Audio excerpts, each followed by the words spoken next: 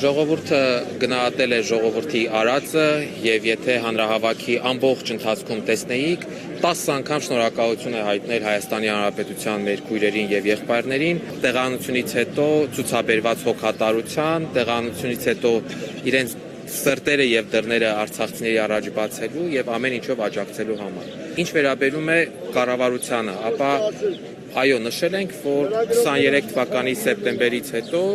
կառավարության կողմից վարվում է Արցախի թեման փակելու քաղաքականություն։ Մեր իրավունքները ոչ միայն սոցիալական իրավունքներ են, մեր իրավունքները նաև մեր վերադարձի իրավունքն է, գերիների տունդարձի վերադարձի իրավունքն է, Արցախում պատմամշակութային ժառանգության պահպանման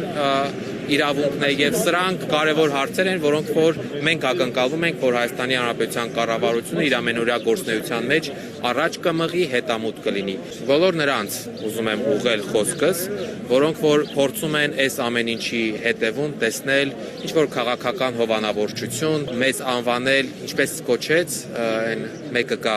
Լեռնային Ղարաբաղի ժողովրդին օգտագործում են որպես քաղաքական մսացու։ Քաղաքական մսացու դարձնում եք հենց դուք, որ ամեն բարձրացված իրավունքի համար պայքարը պիտակավորում եք, կանխակալ վերաբերմունքով դարձնում եք,